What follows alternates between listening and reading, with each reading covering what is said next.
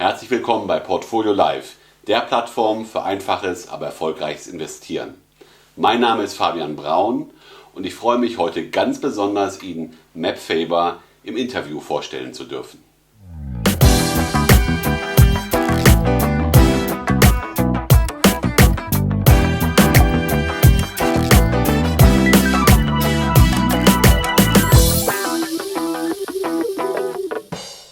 In den letzten Folgen haben wir uns mit unterschiedlichen Asset Allocations, Anlagestrategien befasst.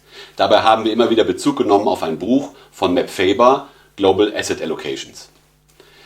Heute freue ich mich ganz besonders, Ihnen Meb Faber persönlich im Interview vorstellen zu dürfen. Wir haben die Gelegenheit gehabt, mit ihm über sein Buch, seine Erkenntnisse aus seiner Arbeit heraus direkt zu sprechen. Wir erreichen ihn in Los Angeles über Skype. Meb, schön, dass Sie sich Zeit genommen haben, heute bei Portfolio Live zu sein.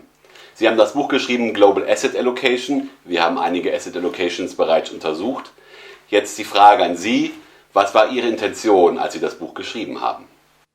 Well, if you watch TV, you read the investment space, you hear a lot of people talk about various recommended portfolios. So they'll say, should be buying stocks, or it's a terrible time to be owning bonds, or maybe it's time for commodities.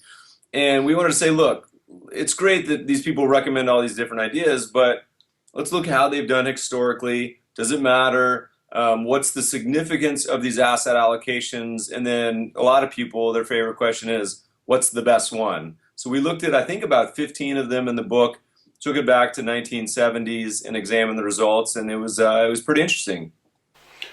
Und was ist aus Ihrer Sicht von diesen 15 die beste Anlagestrategie, basierend auf Ihren Ergebnissen? Difficult question, because there's strategies that perform the best, which would look something like, I believe was the Muhammad El-Arian portfolio, but that's not surprising because it's an endowment style portfolio, heavy in equities, heavy in growth type of investments. But for a lot of investors, that's not the most ideal because it's also volatile. So some of the portfolios may have more of a steady line, a steady experience than the volatility of an equity heavy portfolio. So the ones for me may not necessarily be the ones for most people, but there's a pretty wide spectrum of what these guys invest in. Unterschiedliche Präferenzen, unterschiedliche Strategien. Was war aus Ihrer Sicht die größte Erkenntnis aus dem Buch? There's a very surprising takeaway, and it's not at all what I expected when we started the test. And the takeaway was that these portfolios were wildly different. So some had 15% in gold, some had zero, some had a lot in emerging markets, some had very little.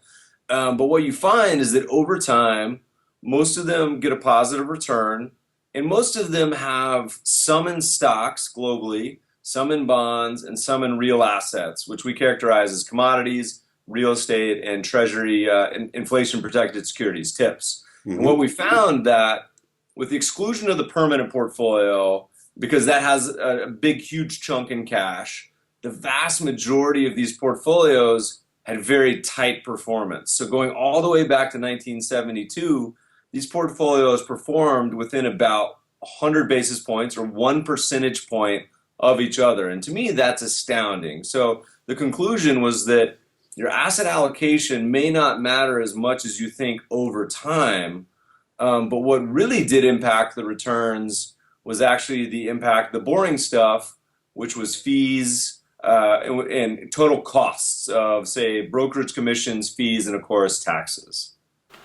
Also auf die Kosten achten, eine Strategie auswählen, dabei bleiben und den langen Atem haben. Habe ich das richtig verstanden?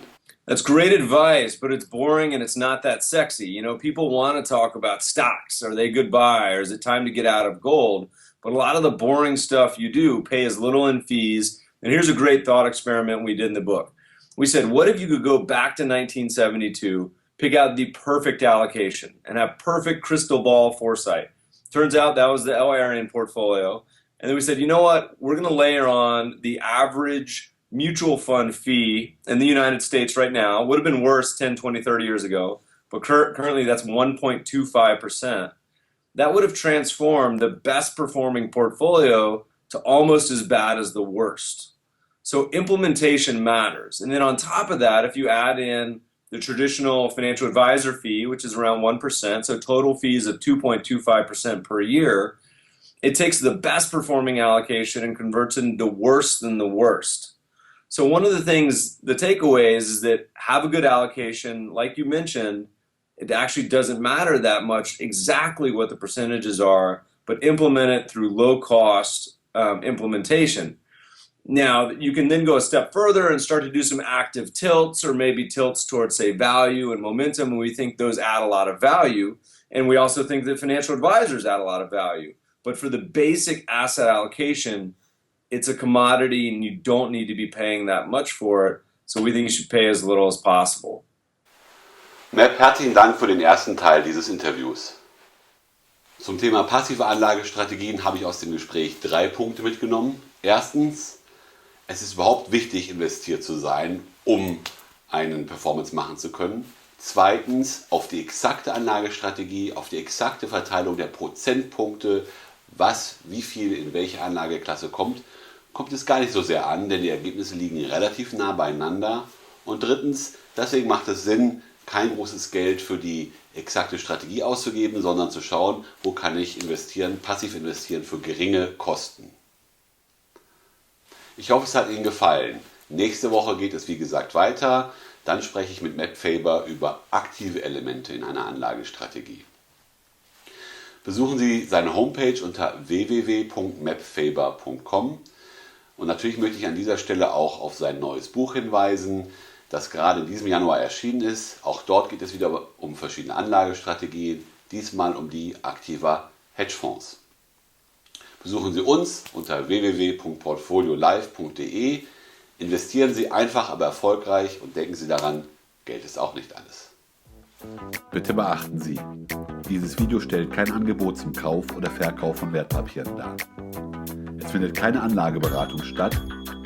Historische Wertentwicklung, soweit gezeigt, ist kein zuverlässiger Indikator für zukünftige Wertentwicklung. Trotz größter Sorgfalt können wir keine Gewähr für den Inhalt übernehmen. Wir behalten uns das Recht vor, den Inhalt jederzeit zu ändern. Dieses Video unterliegt ausschließlich deutschem Recht.